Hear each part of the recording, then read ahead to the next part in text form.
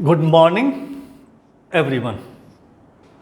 बच्चों, आज हम वीडियो की अगली कड़ी में पहली बार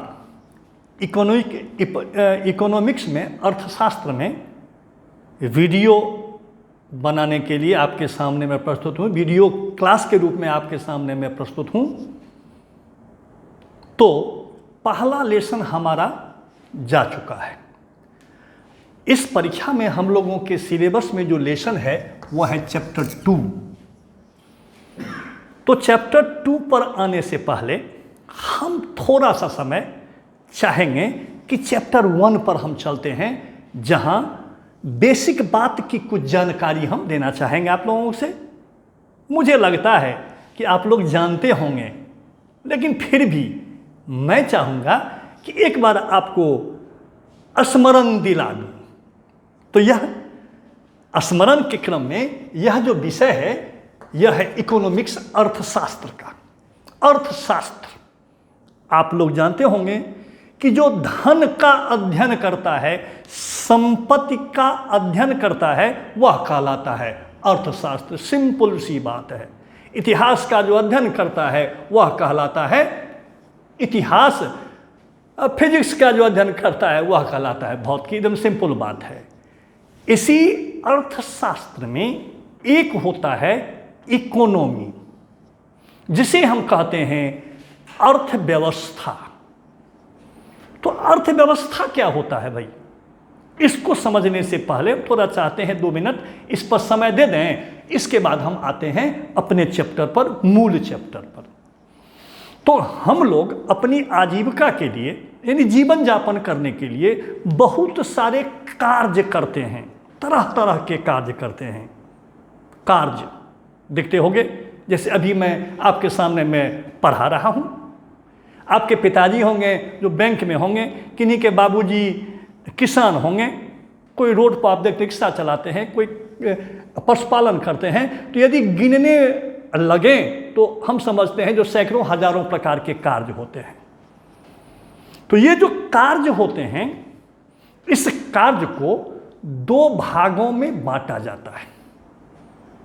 कितने भागों में? 2 भागों में। एक भाग जो वह कार्य जिससे धन की प्राप्ति होती है वह कहलाता है आर्थिक क्रिया, और जिस कार्य से धन नहीं प्राप्त होती है वह कहलाता है गैर आर्थिक क्रिया।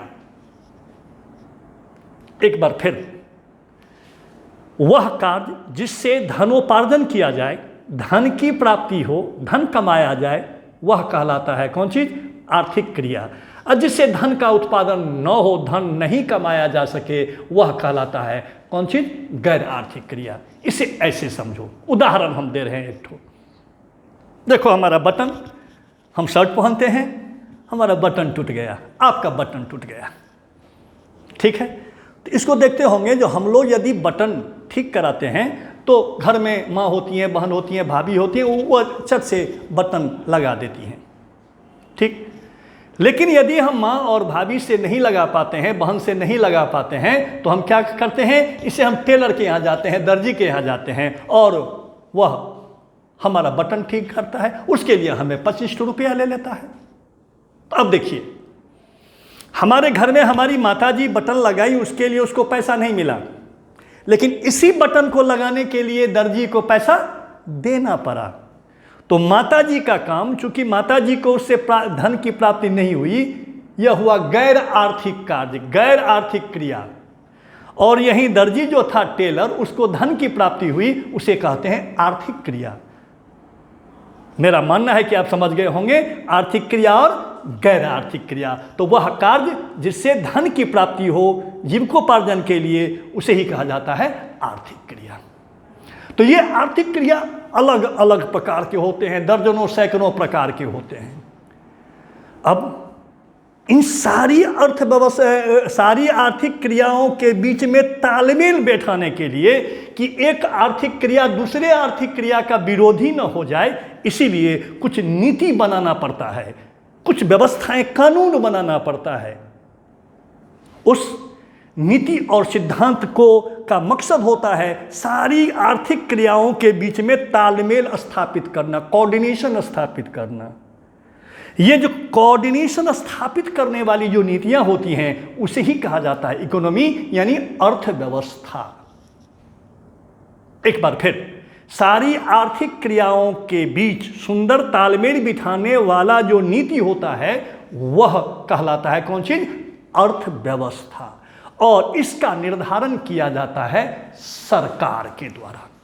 अब जैसा कि मैं यहां लिखा हूं कि ये अर्थव्यवस्था जो होता है, शुरू में मैं कहा था जो अर्थ का अध्ययन करे, धन का अध्ययन करे, वह कहलाता है अर्थशास्त्र।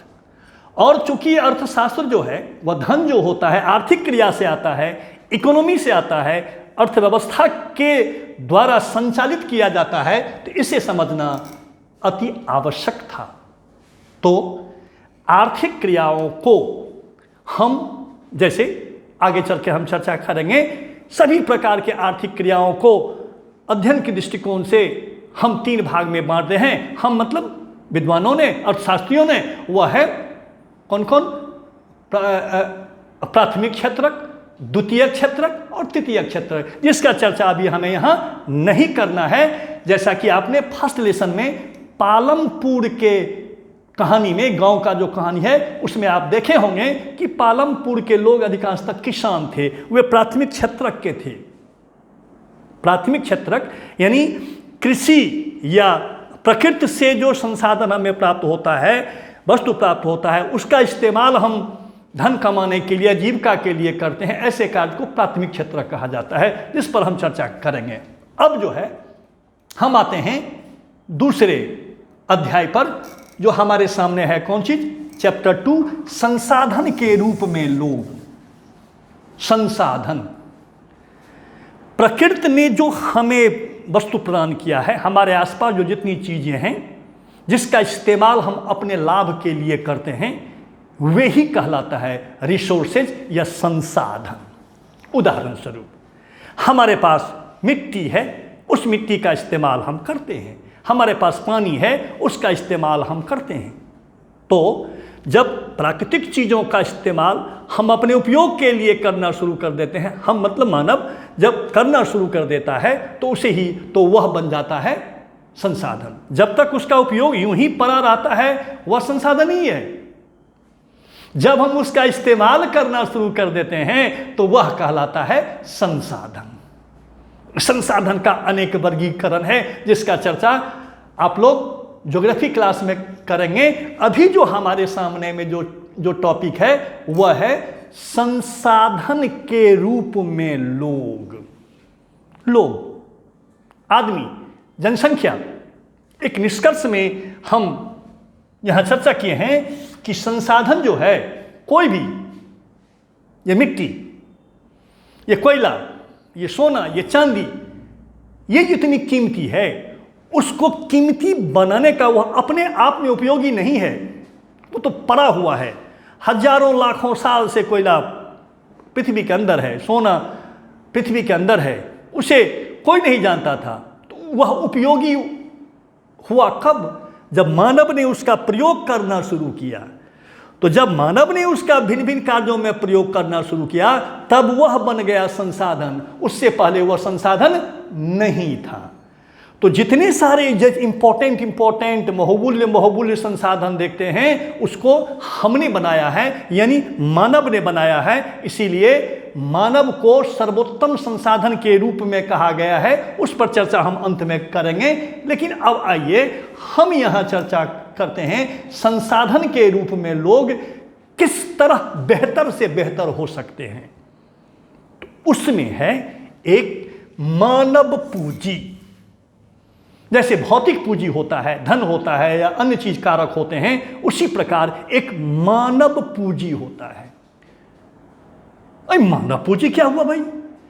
तो एक मानव में जो क्षमता होती है, यदि उसमें शिक्षा, प्रशिक्षण और उचित स्वास्थ्य सुविधा दे दिया जाए, तो उसके गुण में विकास हो जाएगा, यानी उसकी उत्पादक क्षमता बढ़ जाएगी।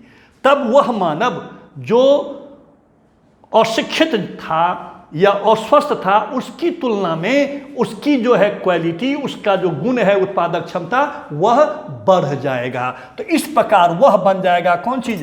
मानव पूंजी। कौन कौन? पहला है शिक्षा, दूसरा है चिकित्सा और तीसरा है प्रशिक्षण। इसीलिए देखते होंगे कि सरकार इन बेसिक चीजों पर अधिक से अधिक इन्वेस्ट करती है, निवेश करती है, ताकि एक शिक्षित और स्वस्थ व्यक्ति, प्रशिक्षित व्यक्ति की उत्पादक क्षमता को बढ़ाया जाए, जो उसका भले ही लाभ उसको हो, जिससे पूरे समाज और पूरे देश को लाभ होता है। अब इस बात को हम एक उदाहरण आपके बॉक्स में दिया हुआ है, उसके माध्यम से आपको कहना चाहेंगे। ये दो व्यक्ति आप बॉक्स में पढ़ लीजिएगा, एक है शकल और एक है आपको विलास। दोनों आदमी 11 वर्ष का है, एक ही उम्र का है।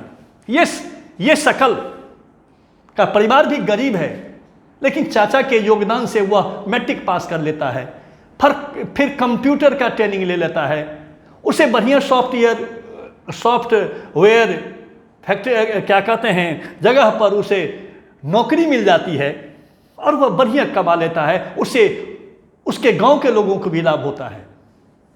एक प्रकार यह जो दूसरा है विलास, और उसकी मम्मी मछली बेचती है, वह मम्मी के काज में मदद करता है, तो मम्मी के काज में मदद करता है तो 20 से 30 रुपया कमा लेता है वह।